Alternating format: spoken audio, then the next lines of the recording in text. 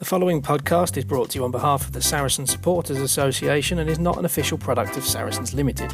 Content provided voluntarily by our guests and contributors are of their own opinion, which may change over time and should not be taken as fact, particularly as the podcast hosts are regularly talking drivel anyway. If you've got some drivel of your own you'd like to share, you can find us on Twitter and Instagram at fezcast_SSA. You can search Facebook for the Fezcast, or you can email fezcast.ssa@outlook.com. You're listening to the Fezcast. Well, welcome to our next edition of the Fezcast. I have no idea what episode number this is. I suppose I could look it up, but I can't be bothered. Suffice it to say, it's number 746 or something like that this season.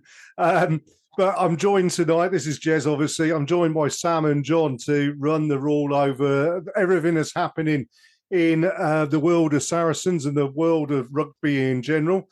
But as I say, I'm joined by Jon and Sam. Jon, we won't mention the football. Obviously, you being a spud and having been beaten by the Gooners at your place today, that's not a good thing for you, is it, Jon? Well, we can talk about West Ham if you like. I know. The table with us. No. We're just West Ham for the best stadium in the Championship. That's what we're going for. But and Sam, you're suffering with a bit of a hangover today. Yeah, it seems to be a running theme whenever I'm on the podcast that I've got a bit of a Saracens-related hangover. Yeah, but I'm a big boy. I'll get through it. Yeah, we'll send you a medal down at the end of the season or something. You know, most lucid comments whilst drunk. I mean, fair dues. Yeah, that's all hungover. That's fair dues. Well, look. I mentioned at the start of the show, the one thing we do have to talk about this week's big news was Owen Farrell's banning, his citing, his banning. You guys discussed it last week. You were on last week, Sam. I mean, I think we're all in agreement. Yeah, fair dues. It's a red, should have been dealt with on the pitch at the time. It wasn't. That's something for the RFU and the referees to take up with Carl Dixon and deal with him effectively and reward him with a Six Nations game.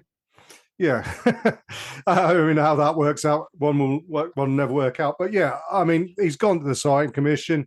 They've turned around, they're giving him 6 weeks, reduced it on good behaviour, or, because he said sorry, which I do have an issue with, not just because it's Owen, whoever it would be.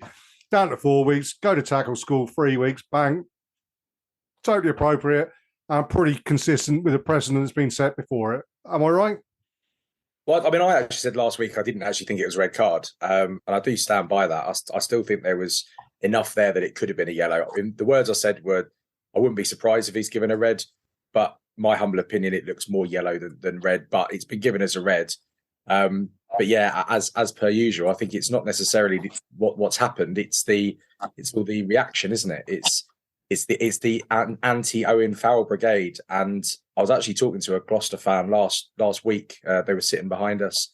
And one of them actually said that they thought Owen Farrell was the best player in the world. And I said, yeah, I agree. I think he's one of, if not the best at the moment. He had an average game last week. But I think England fans are not going to realise how important Owen Farrell is to England and what an incredible player he is and how lucky we are to have him until he's not around anymore. That's when we're going to see the gaping hole that he will leave. And I don't get it. Why does everyone hate him so much? He's such a class act on and off the pitch. And as a Saracens fan, he's part of the family. It's sad to see a lot of it. Well, indeed, I think you're right there, Sam. And I mean, yeah, okay, we know the Saracens, we're the Millwall, aren't we, of rugby almost. Nobody loves us and we don't care. But, I mean, the bigger question, I said at the start that the ban was completely appropriate and consistent. But then, actually, when you think about it, I think Owen's been treated a lot more, not a lot more harshly, but more harshly than an awful lot of other players. And we'll bring out here, Jon, Adam Coleman, London Irish.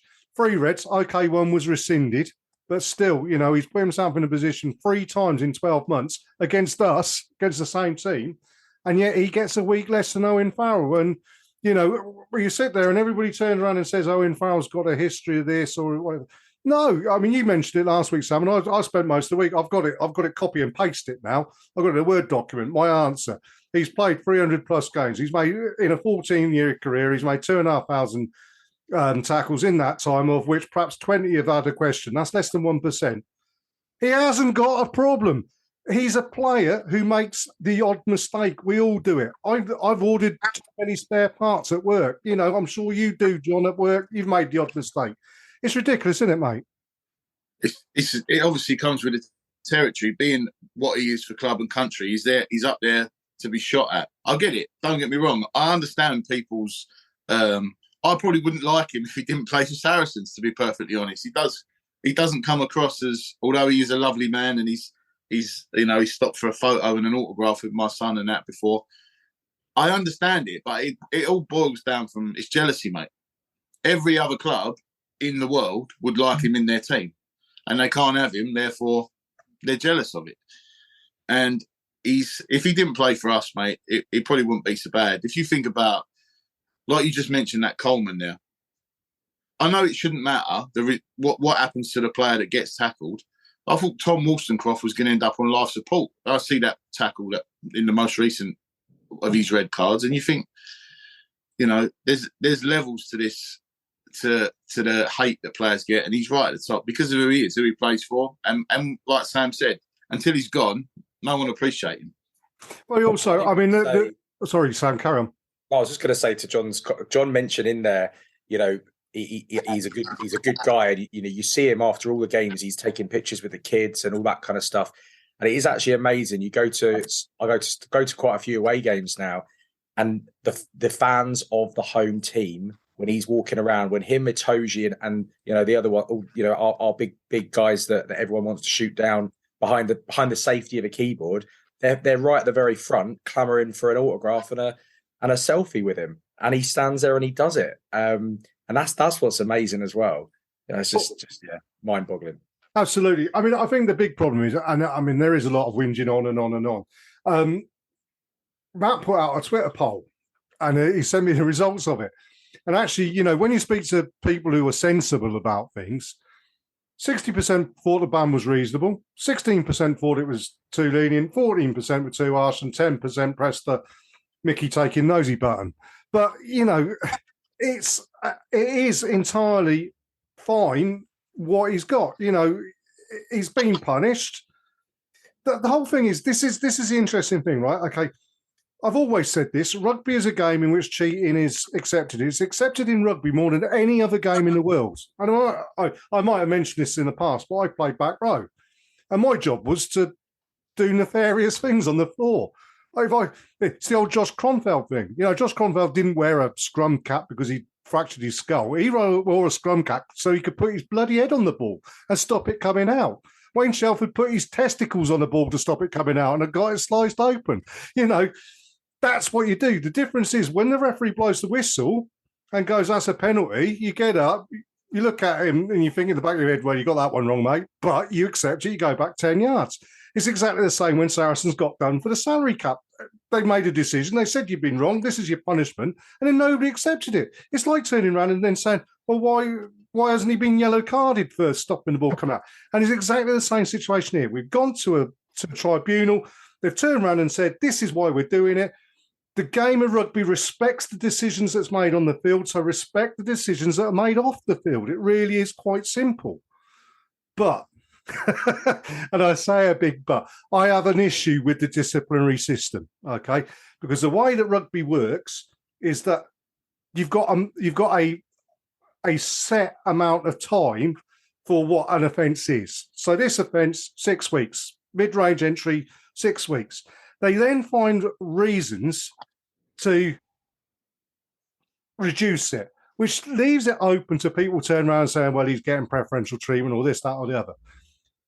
The one change, and I wrote this Debbie Knight on her Talking Rugby blog and everything like that. I wrote an article about this when Chris Ashton was getting sent off for fun. The way that disciplinary should work is if you get a red card, you get an automatic 2-week ban. All right, regardless of the offence. I mean, you could have shot the bloke on the field. It's a 2-week ban. Yeah. You go to tribunal and you decide, is it a red or not? If it's not a red, fair dues, you're free to play next week. If it is a red, right, okay, is there any reason this 2-week ban should be made longer? And you don't take into account the fact he's turned up in a suit and tie and said, I'm really sorry, didn't mean to do it, Governor. doesn't matter. You did it. And that's how it should be. And then you don't have those issues. And okay, so the odd occasion would be, well, why did Owen Farrell only get 3 weeks when Adam Coleman got 4 weeks or whatever it may be? But every red card, 2-week ban, and you find ways to increase it. And I'll give that to the RFU and to World Rugby and to the IRB and everything, and I'll give them to that for free. But I mean, gents, what do you think?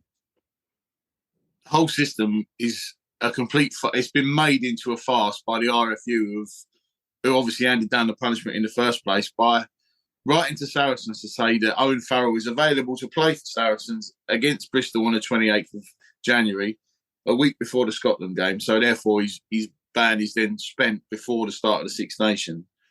Owen Farrell's been an England player for 11 years. Not once has he been available for selection a week before the Six Nations opener. So now you've got the body that are handing down the sentence, the punishment, and then because it benefits them, or maybe there's a twist in the tail. Maybe he's available to play because he ain't going to get picked for the Six Nations. Who knows? The one thing, you're right. I mean, the RFU, in typical Alicadu shamateurism, he's been on the pork and cheese board for most of the afternoon style.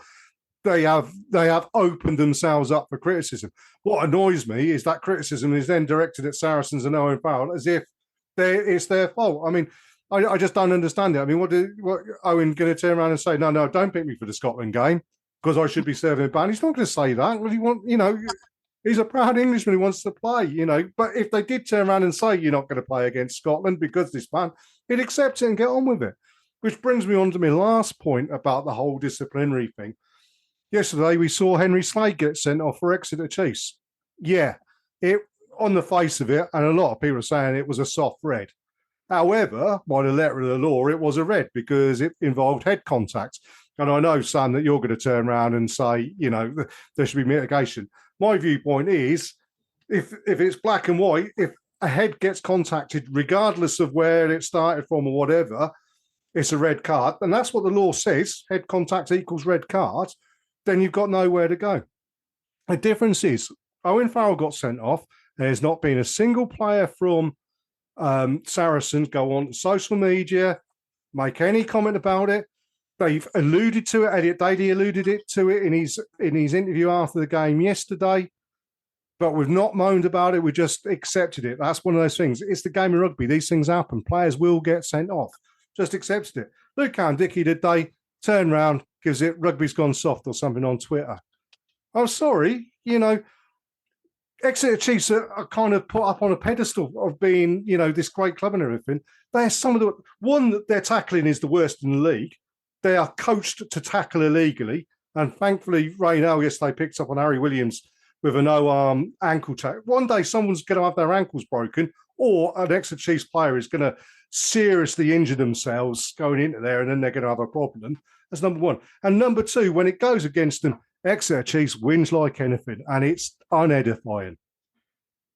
Yeah, I mean, look, I'm not the biggest Exeter Chiefs fan in the world, putting it mildly. But yeah, it is weird. I mean, look, we're potentially biased because of how much we love our club, but I am consistently immensely proud of how we react and how we conduct ourselves.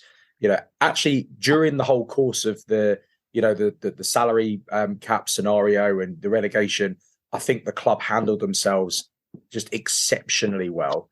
And that has just continued. The players clearly know what is expected of them. So, they are wearing the Saracens badge. They're representing the club. And therefore, their conduct, 24 hours a day, 7 days a week, they are being told how they need to be going about this kind of stuff. And that's why you don't see Ben Earl jumping on Twitter talking about this. You don't see Owen Farrell going on his Facebook stories, saying how, the RFU have done him over or stuff like that. You just don't see it because the club know how to conduct themselves.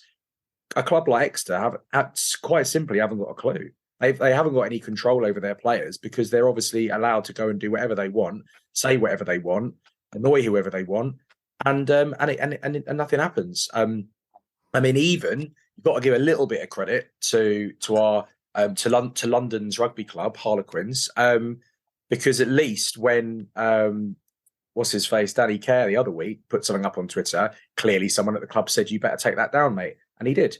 I can't remember what it was that he actually said, but the club got involved and intervened and realised that it's an important thing. Exeter clearly just don't give a monkeys, and that's actually quite sad, isn't it? Really, because they should be dealing with those things a lot better. Well, I suppose you've got to take into account that the internet's only come down to that part of the world in the last 5 years, hasn't it? So.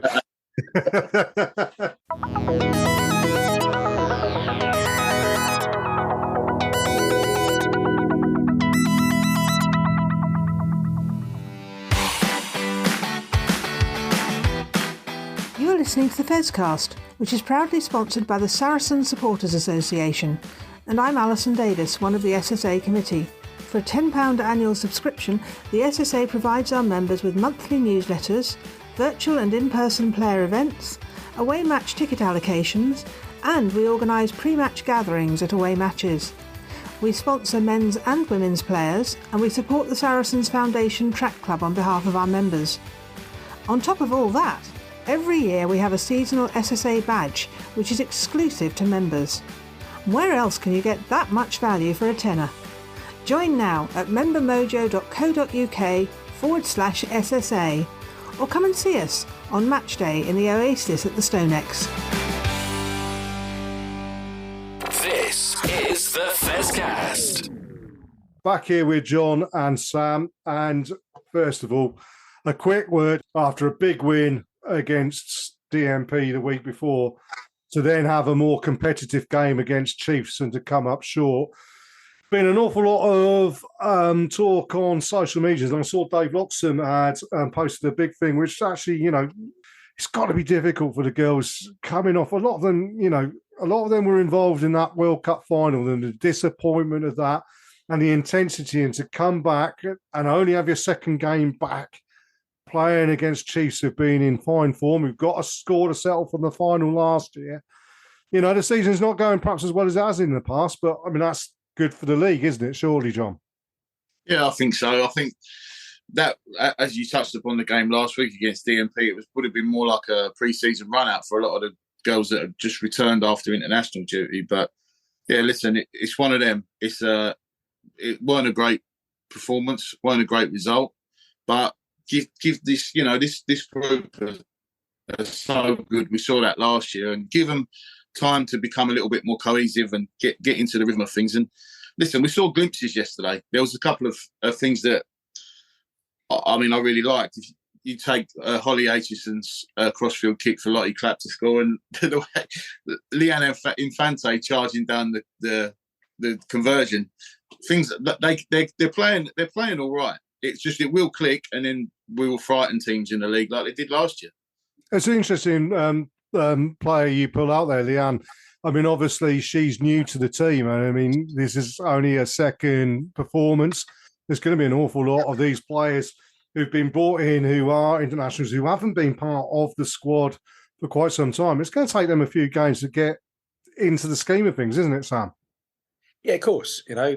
Whatever level you play at, the more you play with people, the better you are. And it's quite simple. But I think going off of what a couple of things you guys have said in terms of, for the last, half a decade, it's almost been a bit of a two-horse race, the league with ourselves and Harlequins just being so dominant. So, it's good for the game that there's other teams that are coming up, the Gloucesters and the Exeters of this world, making that step up. Yes, okay, last week was, as you say, a bit of a training game. And they're not going to be in the league next season, which might be for the best short term. And yeah, for me, the more competitive a league is, the more entertaining it becomes, and the wider audience it is therefore going to reach. I mean, you look at the men's Premiership this season. I mentioned it last week. It's incredibly competitive. Yes, okay, we've opened up a little bit of a gap at the top, but apart from that, everyone. Well, I think everyone could beat everyone in the men's league, and if that can translate into the women's league, it becomes a better product, and as a result, it will aid the growth of the game. So I think it's as much as we want to win it every year, it's good for the game to have more teams in with a shout at some silverware. So I think it's only good. Yeah, absolutely. And actually, if you don't win a tournament in a year, as we saw when Saracens women got beaten by Quins the year before last, it gives you a reset. It gives you a refocus, and you then either come back stronger, or that there's a problem and you have to make some changes. And I think the coaching team led by Alex have definitely shown that when it's gone wrong in the past, they've come back from it, and I'm sure they'll do that again.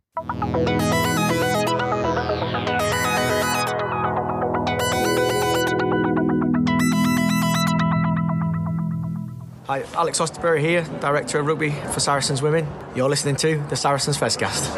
This is the Fezcast.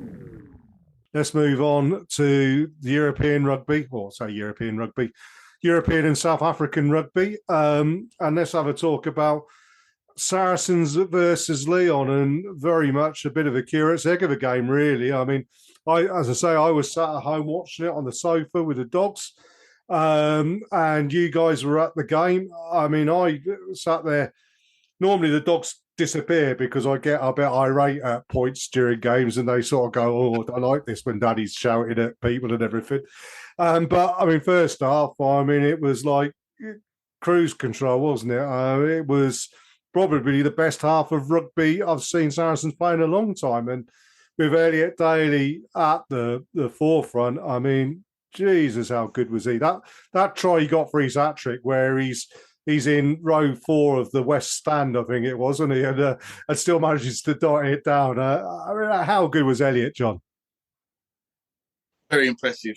A very a timely reminder for the New England head coach that there's still very much a player there, and the competition for the shirts in as far as England goes is still right up there. There's some really, really good players in well, especially in our team. I think we could end up potentially losing about 11 players, I've worked out. So, yeah, but Elliot was superb. And to be fair, he has been for consistently as well for some time. Even when he was being ignored before by Eddie Jones, he was turning out top performances week in, week out for us. And, it benefited us, to be honest, as much as you want your players to go and get international recognition. If he's not going to get picked, and he's still playing well for Saracens, so be it. But he was very good, as were pretty much everyone, I would say.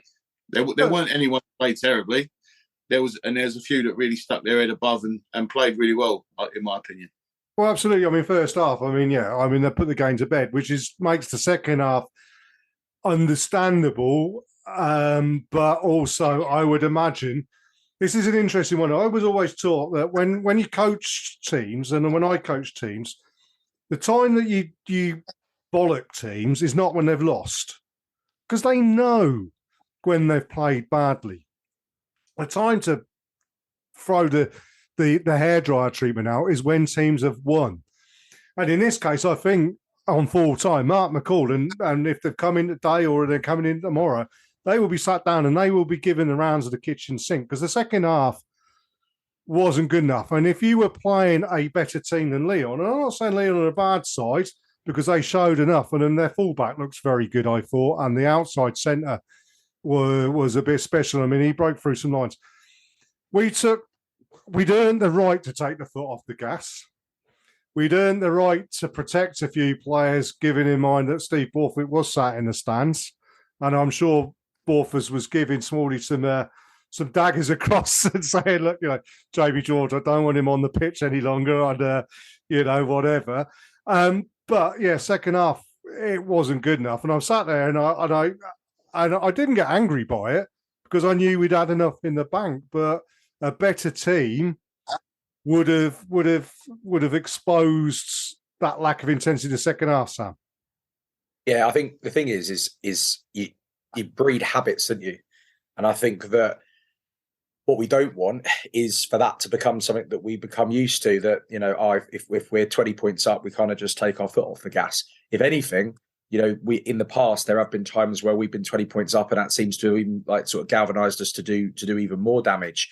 And I think that yesterday was a great example for us to actually send a massive message out to the rugby community. And I said this just before half time. I was sitting next to my dad and I said, people are going to take note of it. If we have a similar second half, people are going to really take note of this result, because it's an English team with the salary cap and all that kind of stuff. Yes, it's Saracens, but it's an English team given not necessarily the best French team in the world, but a French team with all the resources that league has got, an absolute whooping. And that's what we should have been saying to ourselves at half time. This is a really great opportunity, guys, to send a message out to the rest of the competition. And we didn't do it. And that's, I think, what was so disappointing. We allowed them to get a bonus point by scoring 4 tries. Like, that's just, for me, I agree with you, Jez. I think that the coaching team will be giving them a bit of the hairdryer treatment tomorrow when they come back in and saying, "Come on, guys, that we didn't finish that off." And it is a real shame because so many players in that first half, and maybe you'd argue the first 50 minutes or so, just really did have stellar performances. I actually thought a player that didn't get mentioned around the ground and afterwards, maybe he did a bit more on telly. I thought Alex Good rolled back the years and was really instrumental in that first half to dictating the play, and just highlights what an absolutely fantastic player that he still is and continues to be. And I hope he continues to roll back the years and has a couple more seasons left in him, to be quite honest with you, because number 10 is a real problems position for us. And if we lose Faz, we haven't really got a lot else. And so that was really pleasing for me to see Goody have such a great game. And I think he even chipped in with a 50-22 at some point, didn't he? So if I remember rightly. Yeah, he's 50-22 was something else. And I think a lot of that comes from first half. The Saracens pack was so on top, with Ivan Van Zyl delivering ball at warp factor 6, and Goody with a cigar and a brandy in an armchair having the time of his life first half, I think. Is that your perception, John? It was, yeah. I mean, that the first half, some of the rugby that we played, and like you just touched on the speed of it as well. If you look at Alex Lazowski's try, the first try of the game, that was brought about because of how slow they reset. And when it was out on our side, there was no time for them, and it was such a, how can I put it? The speed at which everything happened, and being 4 tries up in 25 minutes just took everyone by surprise, I think. And then we spent about 25 minutes from, I think they scored their last points in the game in the 56th minute.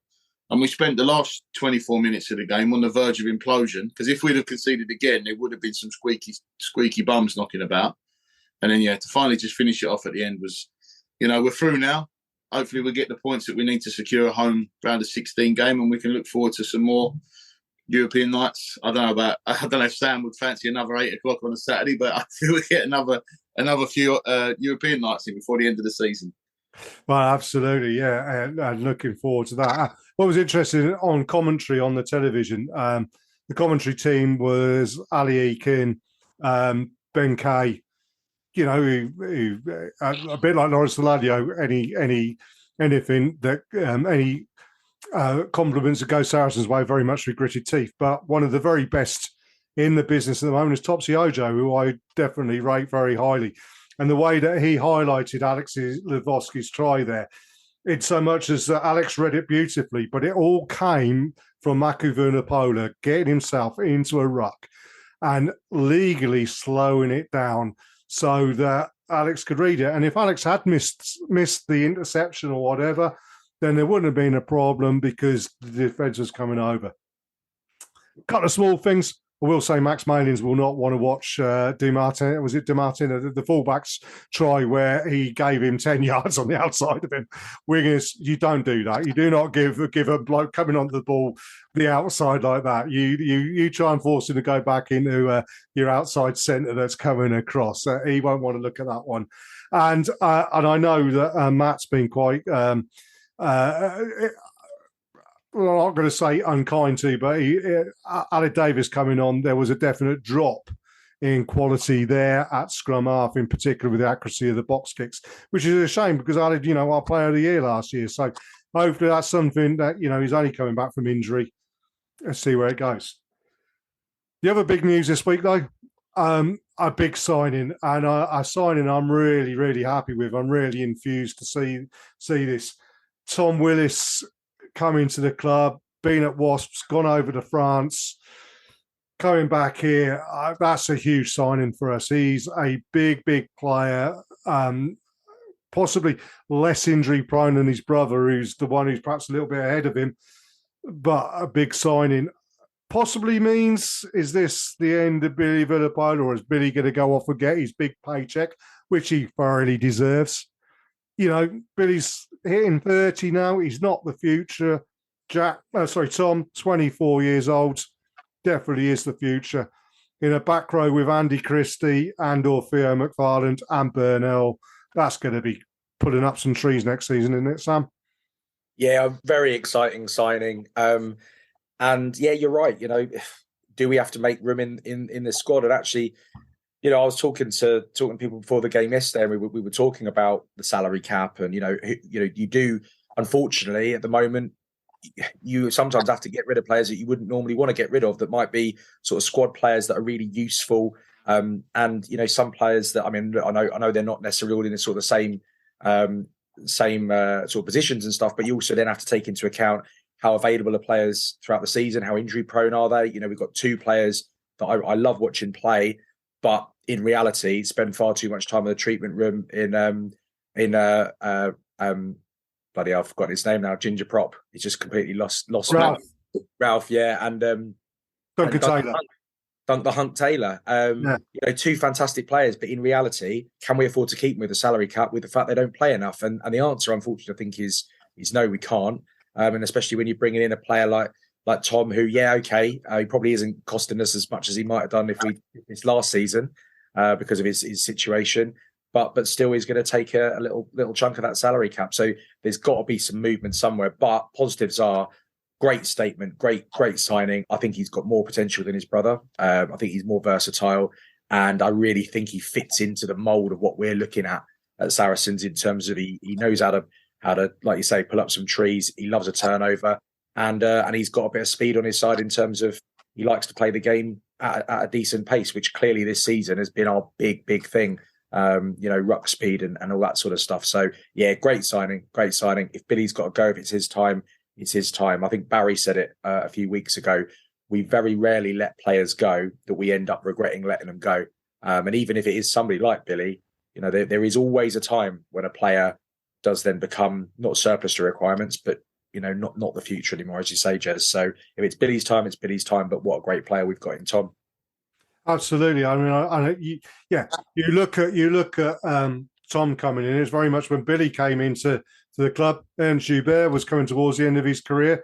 A fantastic number 8, one of the best number 8s I've seen play in a black shirt. But yeah, it's time. Jack Berger was moving on as well, coming towards the end of his career. Yeah, you're right. And I think this is the interesting thing. I'll ask you your opinion on this, John. Saracens are clever. Nick Kennedy is the top recruiter in the leagues, I believe. Mark McCall knows what he wants and what players he wants, and he tells Nick, and Nick goes out and gets them, the type of players. Other clubs, and this is going to sound a bit of an Exeter Chiefs bashing session here, but other clubs, and we mentioned this before, have kind of sleptwalked into a situation. Now, everybody's turned around and said, well, how do Saracens afford Tom Willis? They must be over the salary cap. No, we've explained what's going to happen. We believe that they will be, contracts are coming in, whatever. Exeter Chiefs, apparently this season, have been under £5 million. Yet they're losing Stuart Hogg, Luke Cowan-Dickey, Jack Noel, lots of players that supposedly are under the salary cap this year, but aren't under the salary cap next year. There's a question there that's going to be asked. And then you go a bit further up the M5 and along the M4 a bit to Bath, who seem to be throwing money around like it's confetti. And, they'll sign Finn Russell like he'll be their marquee player, but they were talking about Joe Marler. I mean, Joe Marler's not going to be on top of Zapier a week, is he? They're offering him a contract. There's something seriously wrong there. But yeah, Saracens have been always good at saying, right, okay, no player is bigger than the club. And I'll include Owen Farrell in this. And, Brad Barrett was allowed to go. He could have perhaps had a season or more out of him. There's always somebody coming through to take that place. John, how do you feel? Well, I think you summed it up perfectly, mate, when you said that there's, Nick Kennedy is the best at what he does. And the fact that we like you said, I can't remember one that we've regretted let go. And the thing is, we always seem to have there's a contingency plan and a continuation plan. Even if it comes to like letting people go on short-term things like Benno or Max Malins went out on loan, Alex Good went out on loan. It gives up other players the opportunity to come in and play in the meantime. And when you're talking about losing, the one that I was worried about missing was Vincent Koch. We haven't. Yeah. Before that, George Cruz, all right, bit of a different situation. Tim Swinson comes in for a little while and was amazing for us. Love Tim Swinson. But when it comes to these players who have been the cornerstone of what we've achieved over a long period of time and have been there a long time, you hope that it's the right personality, first of all, that can come in and perhaps do the same length, or be there and care for the shirt as much as the player before that. And when you're talking about Billy Vunipola, one of the best ever, I love Billy. But there comes a time, like you say, 4 broken arms, 30 years of age. If you keep hold of them too long, then you end up panicking into signing someone who, if you hadn't have been keeping your eye on what was coming, you may miss out. It'd be the same perhaps with Tom Parton, who's coming in next year. I know Sam said earlier he's rolling back the years, but Alex Good's 35. He's coming. The end is coming. Will come for all of them. I do think that Mako and Billy will be gone at the end of this season, and I do trust the club wholeheartedly to go and pluck another Theo McFarland or Tom Willis from somewhere and go, right, unfortunately, this is the circle of life, if you like, for a rugby player. You're past 30. We need players who are going to come in and who are younger and are going to be there a while and end up performing to the same level. That's the thing. The players I can't remember one that was brought in for someone who we didn't really want to go, that hasn't hit the heights as well. It's not just about players regretting people leaving. Brad Barrett goes. Nick Tompkins is unbelievable at 12. Unbelievable. Brilliant player. Never would have got the opportunity, perhaps. Would have gone back to Wales if Brad Barrett hadn't gone at the time he went. It's all about timing, mate. And I trust the club wholeheartedly to make the right decision. Absolutely, 100%. You're right there. And yeah, there are a few players. I mean, there are some players there who are in that age group, and I'll say, Goody's one. Baz is another. I'd say Jackson Ray's another. These are guys who are, men in black through and through. We know full well that Mark McCall will give up being the head honcho at Saracens when Owen Farrell's ready to take over from him. That's just going to happen. I mean, I'll call that now. And, Owen Farrell will be leading England into the 2031 World Cup as head coach. I'll say that now. I'll go down the bookies and put a tenner on it. I'm quite happy to do that. But, yeah, Jackson Ray is going to have a reduced workload. He already has seen a reduced workload. But you could see him being part of the club going forward, whether that be on field or off field, whether it be a business thing with the club or whatever. They'll look after him because he deserves to be looked after in the same way Goody is and everything like that. And yes, we will bring through the players and we won't be panicking like other clubs seem to be and having to, pluck Carlos kickaballs out from wherever to make up the shortfall on it.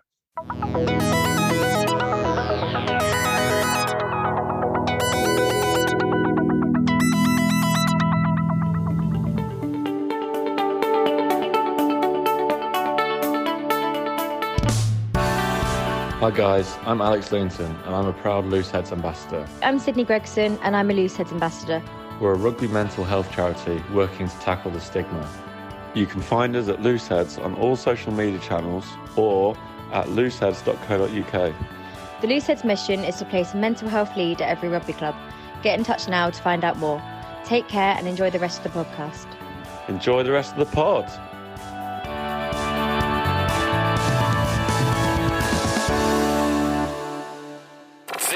Is the Fezcast. Obviously, we recorded all of that on Sunday that you've heard, and Monday morning, of course, we didn't really think about it. Lack of professionalism, as ever.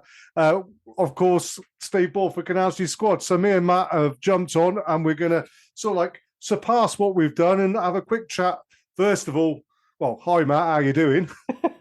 Yeah, I'm good, mate. Yeah, I've got the advantage of, I was going to say knowing what I'm talking about. That's a rare thing, isn't it, really? But you know what I mean.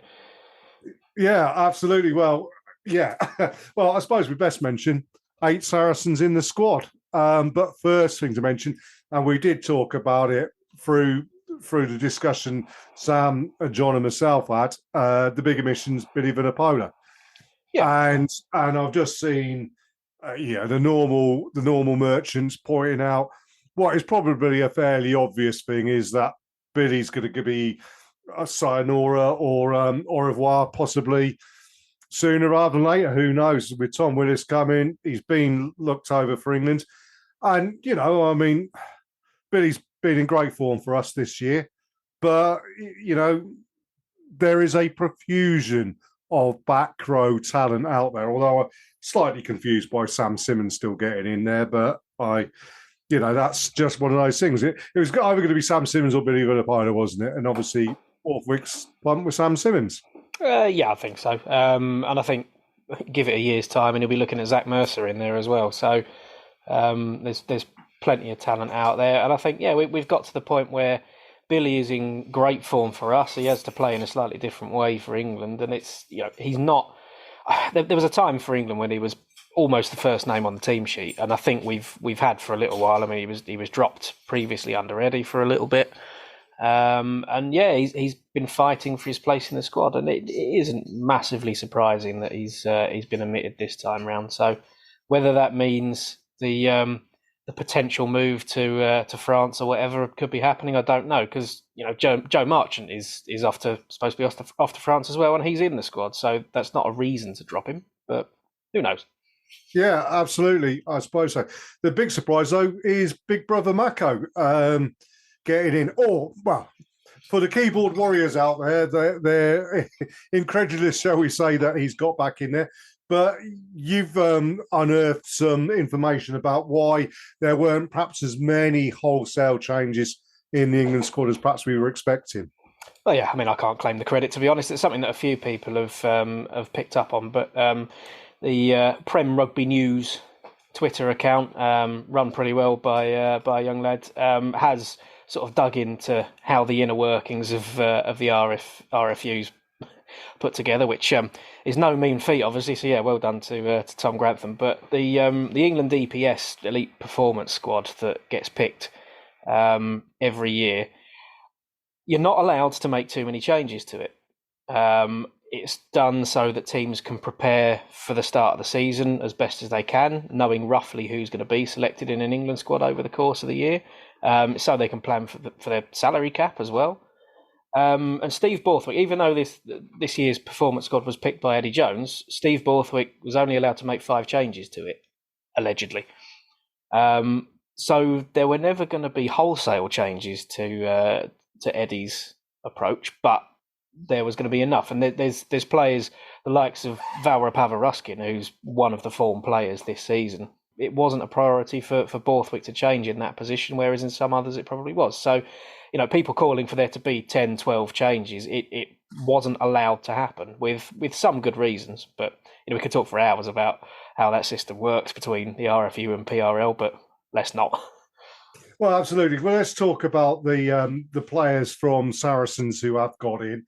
Jamie George, he's the preeminent hooker around at the moment. It would have been a huge surprise if they were going to go into the Six Nations without at least one experienced hooker in the squad. George McGuigan is up there. He's uncapped as a hooker. And who's the other hooker in the squads? So you've got Jamie George, George McGuigan, and Jack Walker. So, George McGuigan and Jack Walker both uncapped. So, Jamie George straight in there, no problem at all. Nick Ezekwe, Amaro Itoje from second row, going to leave us a little bit short in the second row in the Six Nations period. Poor Utizard's going to be, perhaps backing down with a back rower. I don't know. But... Yeah, I think I'm practicing my my dirty dancing technique just to see if I need a little jump up in the line out. But indeed, and of course, in the backs, in the forwards, Ben Earl's got in. Which if Ben Earl hadn't have got in, I think there would have been absolute ructions all over the place. So well done to Ben for that. Yeah, and then of course in the backs, Max Malins, Elliot Daly, and the skipper Owen Farrell, which has boiled a bit of pee on Twitter and social medias. But the guy's got 101 caps for England. He's a club captain. He's a leader. You listen to what Will Hooley had to say about him as a leader in our podcast last week. It's a no-brainer there. And Ellis Genge as a vice captain. Yeah, fair dues. And Courtney Lawes vice captain. Ideal. Brilliant. I can't disagree with that. Can you? No. And that's 3 international coaches, his club level coach and during the Lions as well. And they've all seen him as being a leader. So they clearly are all wrong. And Jim Bob 258 on Twitter is obviously right. Owen Farrell shouldn't be in the England squad and should be dead in a ditch somewhere. I don't know. Very strange. Well, it was quite funny. I did reply to the guy who commented on the Fezcast Twitter where you put out about Owen Farrell, and you made that comment about Jim Bob 27 via Russia making the comments, and he came back with the whole thing about proving the point number one, and then saying something along the lines of Farrell being a liability, being nowhere near as good a captain as Sam Warburton. And I did reply and point out that is that the same Sam Warburton who cost his side a World Cup final place by getting sent off for an illegal tackle in the World Cup semi-final? Yeah, I mean, there's better examples he could have given, really, but there we go. Yeah, I don't remember Paul O'Connell, for argument's sake. That would have been a better one. Even Alan Wynne-Jones, but yeah, everybody's got an opinion. They're like bottoms, aren't they? Well, yeah, I must admit, personally, I'm a little bit. I'm not always a fan of your fly half being your captain as well. I think he's got enough. Are we going to use the phrase again? He's got enough weight on his shoulders. He's definitely worth his place, and he's a leader on and off the pitch, whether you like him or not. And plenty of people don't like him. I must admit, I think if he was having a conversation with me, I'd be pretty scared of him. But clearly, he's a good person to have in that team. And Steve Borthwick summed it up in pretty simple terms, didn't he? The players respect him, he respects him. End of story. Yeah, absolutely. That's the one thing I do like about Steve Borthwick as a coach is I don't think he's going to be like Eddie Jones and throwing the hand grenades out there, trying to get a rise. He's just going to put a team out on that pitch, prepared, ready to put bodies on the line and ready to, to win games. I think his comments he's made today are absolutely brilliant. And it's a breath of fresh air that people like him and Andy Farrell and Gregor Townsend in the international game, they don't get involved in this trying to score points. Leave that to Razzie and Warren and Eddie, who obviously now is the Australian coach. This is really interesting. I saw a comment now. It says, I'm waiting for Eddie now to ring Louis Liner up and point out that England probably wasn't the best option for him and that he should be playing for Australia. That'd be interesting, wouldn't it? Yeah, do you know what? I'm actually quite scared now for the World Cup because the only thing that I think Eddie Jones has got going for him is that he's a very good short-term appointment.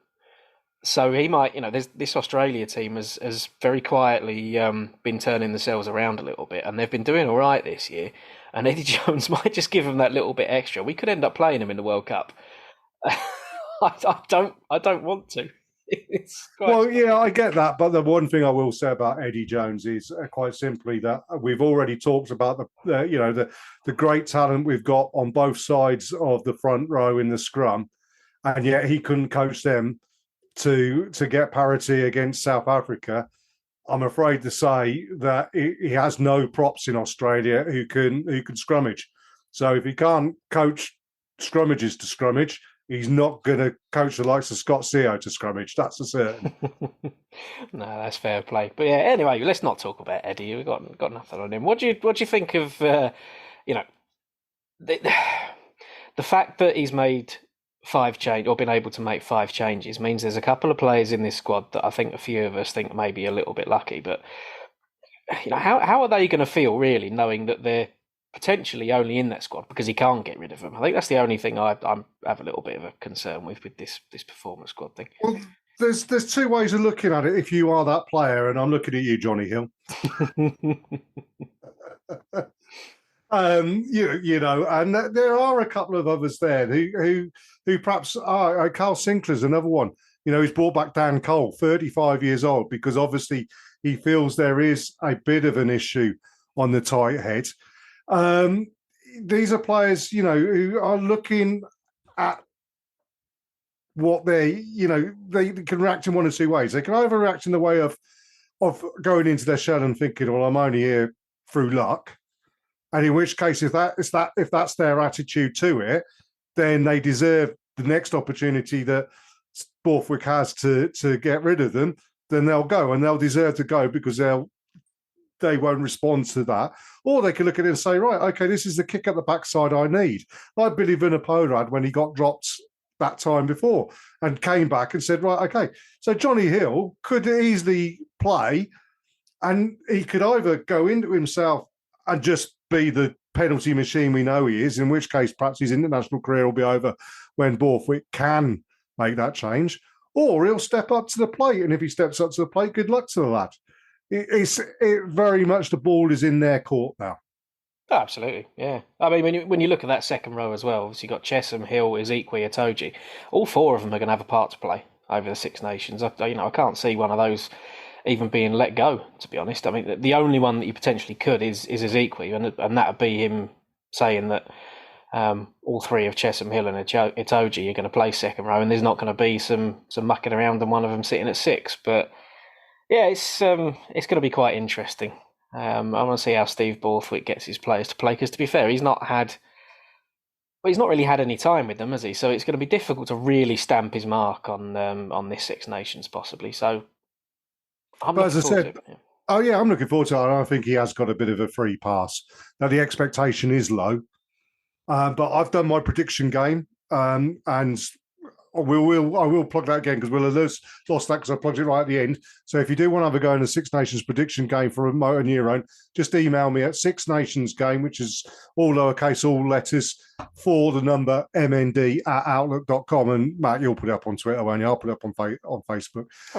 But yeah, I've looked at it, and my predictions are that England should win their home matches, and I think they'll beat Wales away, which will be, the one game that they will struggle with is Ireland away. And I don't think there's any disgrace that if you go to Dublin and get beaten at the moment by a team that has done very well. So I think if England get 3 wins, that's okay.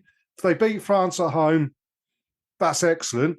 And then you go to the last game with a puncher's chance of getting a Grand Slam. So, who knows? But I think that would be a good result. 3 wins would be an excellent result. Win your home matches. Yeah, definitely. I'd say so. I'm still looking at France as a winner, to be honest. But then we know what France can do. They can be absolutely fantastic, or they can just fold in half. But yeah, I think it's a pretty open tournament, really. Well, I think is it right in saying that? And I'm going to have a quick look at me. I've got a sheet here somewhere, and say that. Yeah, so England's last 2 games are France at home and Ireland away.